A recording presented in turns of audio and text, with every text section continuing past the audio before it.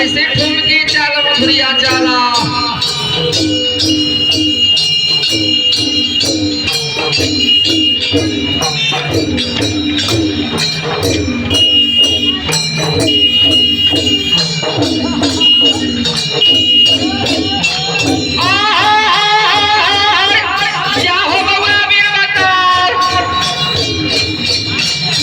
चलिए घर भैया जी मंडप के पास जाइए गेट पर